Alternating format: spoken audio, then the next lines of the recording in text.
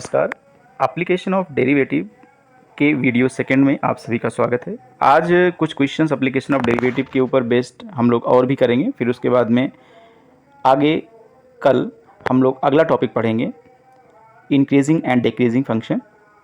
तो उसके पहले हम आज एक कंप्लीट कर लेते हैं। तो पहला क्वेश्चन है आपके सामने कि कोई 5 मीटर लंबी कोई सीढ़ी है जो कि दीवार के सहारे झुकी हुई है। सीढ़ी का जो नीचे का सिरा है वो ज़मीन की अनुदिश दीवार से दूर 2 सेंटीमीटर प्रति सेकंड की दर से खींचते हैं। तो दीवार पर इसकी ऊंचाई किस दर से घट रही है, जबकि सीढ़ी के नीचे का सिरा 4 मीटर दूर है। तो सबसे पहली चीज़ तो आप ये समझो किस तरीके से सीढ़ी जो है दीवार पर लगेगी। जैसे मान लो ये दीवार है, तो सीढ़ी आपके ये आधार से ही ऐसे लगेगी, सीढ़ी ऐसे ही आधार से लगेगी। ये आपके सामने सीढ़ी है। अब मान लेते हैं किसी समय टी पर जो सीढ़ी का स्थिति है उसके आधार की दीवार के आधार से x सेंटीमीटर दूर पर है, और जो इसकी स्थिति अर्थात इसकी जो ऊंचाई है वो y सेंटीमीटर है। हमने इसको मान लिया। तो चूंकि ये दीवार 90 डिग्री का एंगल बना रही है, और तुम्हें एक बात और भी दिया है, सीढ़ी की जो लंबाई वो फिक्स है।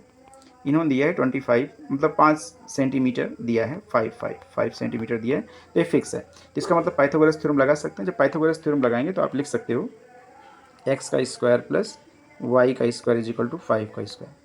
तो आपके सामने आ जाएगा x का square plus y square is equal to 25, ये हो जाएगा। अब हमें क्या ज्ञात करना है? हमें ज्ञात करना है y में परिवर्तन की दर, मतलब जो ऊंचाई है, ऊंचाई तो y है, तो इसी में परिवर्तन की दर अर्थात dy बाई dt की वैल्यू हमें ज्ञात करनी है। ठीक है। अब कह रहा है कि ये तब ज्ञात करो जब सीढ़ी का आधार जो है 2 सेंटीमीटर पर सेकंड की दर से क्या होता है, दीवार से दूर, जैसे दीवार यहाँ है तो यहाँ से दूर इस तरफ खींच जाता है। जब इस तरफ खींचा जाए तो निश्चित है कि सीढ़ी की स्थिति इस तरीके से हो जाएगी। ऐसा सीढ़ी की स्थिति होगी कि भाई सीढ़ी जो जो ऊपर जाएगा तो इसकी ऊंचाई क्या होगी, घटेगी, नीचे आएगी। इसकी ऊंचाई क्या होगी, घटेगी, नीचे आएगी। तो अपन को यही dy अपॉन dt ज्ञात करके बताना है। तो हमने वही चीज़ किया है। यहाँ पर हमने इसको सॉल्व किया तो आपके सामने क्या आ गया, x square plus y square upon is equal to 5 square. अब देखते हैं इसमें बदलाव किस तरीके से हो रहा है समय के सापेक्ष, टी के सापेक्ष। तो टी के सापेक्ष बदलाव देखने के लिए हमने डिफ्रेंशिएट कर दिया विद रिस्पेक्ट टू टी। जब टी के सापेक्ष डिफ्रेंशिएट किया तो अपने पास में क्या आ गया, 2x dx dt plus 2y dy by D T, और 5 स्क्वायर कॉन्स्टेंट है, वैल्यू हो गई 0।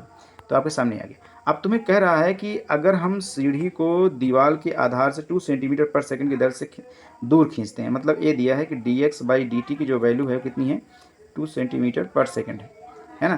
तब dy अपॉन डी टी की वैल्यू ज्ञात कीजिए। तब हमने इसको सिंप्लीफाई किया, तब यहाँ पर dx बाई डी टी की वैल्यू हमें दी गई है अपने क्वेश्चन में, तो इसको हमने रख दिया।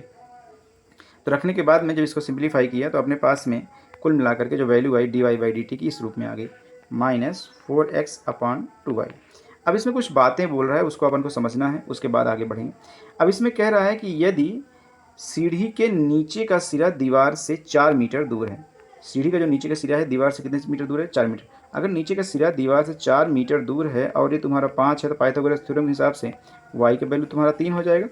तो इस कंडीशन में आपको y में परिवर्तन की दर ज्ञात करना है। तो अब आपके सामने हमने वही चीज़ निकाला है कि x की वैल्यू हमें दी गई थी 4 का स्क्वायर कर दिया, तो y की वैल्यू हमें क्लियर होगी।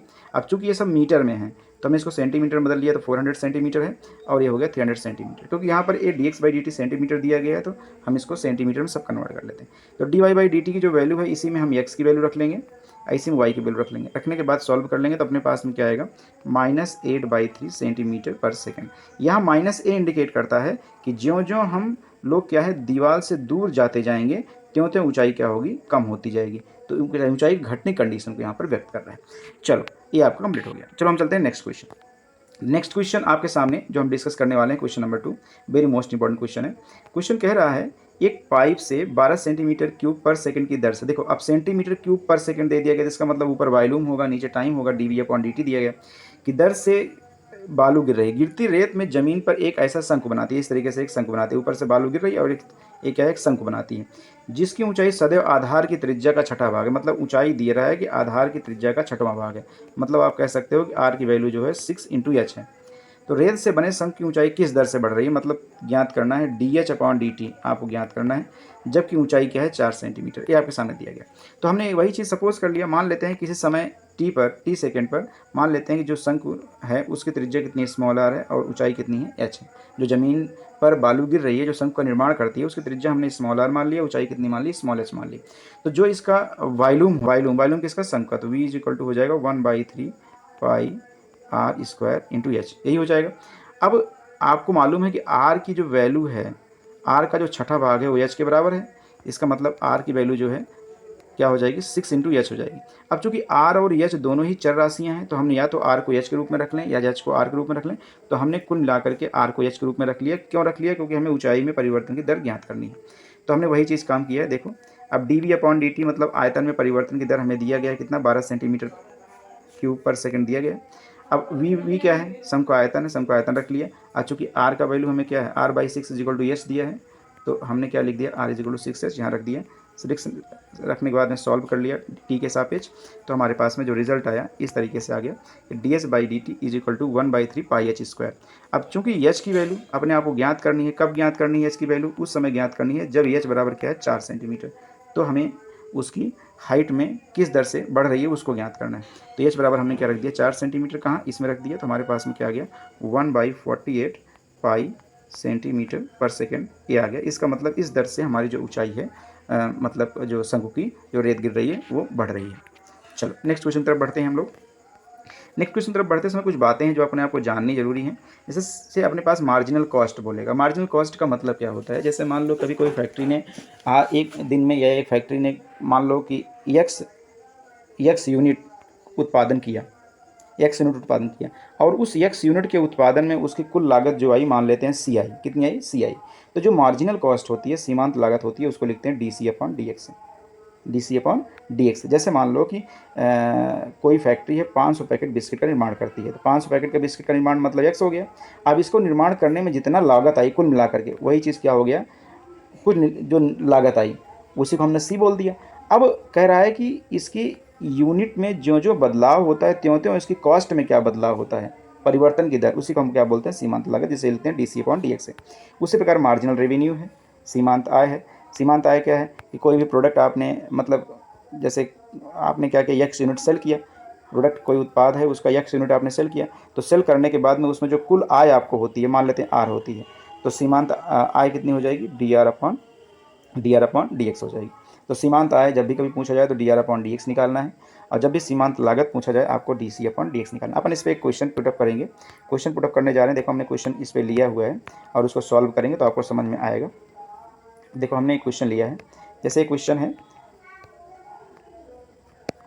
बेटा,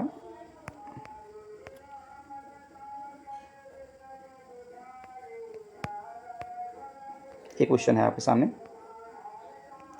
एक उत्पाद की x इकाई के विक्रय मूल्य से प्राप्त आय रुपयों में इतनी है। r की वैल्यू हमें दिया गया है 3x² + 36x + 5 दिया गया है। अब कह रहा है कि सीमांत आय ज्ञात कीजिए। मैंने क्या बताया, क्या ज्ञात करना है, dr/dx ज्ञात करना है। dr/dx यहाँ पर निकाल लोगे, जैसे क्या आ जाएगा, 6x आ जाएगा + 36 आ जाएगा। अब किस पॉइंट पर निकालना है, जब x की वैल्यू 15 है, तो आप यहाँ रख दोगे dr/dx, कब, जब x = 15 रखोगे तो 15 छक्का 90 आ जाएगा, 90 + 36 मतलब 126। ये आपका हो गया आपका मार्जिनल रेवेन्यू। इसी तरीके से हम दूसरा क्वेश्चन कर लेंगे। आपके सामने एक क्वेश्चन दिया गया है कि कोई वस्तु है जिसका इसका उत्पादन करते हैं, तो लागत आपको CX से व्यक्त किया गया है, लागत इतनी आती है, तो सीमांत लागत ज्ञात करना। तो मैंने सीमांत लागत के लिए फार्मूला बताया है, dc/dx होता है। और dc/dx निकालने के बाद में जो x है उसके स्थान पर क्या रख देंगे, 17 रख देंगे, तो कुल मिलाकर के हमारी जो वैल्यू आ जाएगी। तो हमने वही काम किया है, dc/dx निकाल करके हमने वैल्यू x = 17 रख दिया है, तो रिजल्ट हमारा कम्प्लीटली आ गया। तो डियर स्टूडेंट्स, आपके सामने इस तरीके से हमने जो है एप्लीकेशन ऑफ डेरिवेटिव का rate of change of variables का जो क्वेश्चन है उसको हमने सॉल्व किया। टुमारो के लेक्चर में हम इंक्रीजिंग और डिक्रीजिंग फंक्शन के ऊपर बेस्ड वीडियो को आपको देंगे और उसके कुछ क्वेश्चन डिस्कस करेंगे। तो आज के लिए हम लोग इतना ही करेंगे, मिलते हैं फिर टुमारो नेक्स्ट वीडियो में। आज के लिए इतना ही, थैंक यू।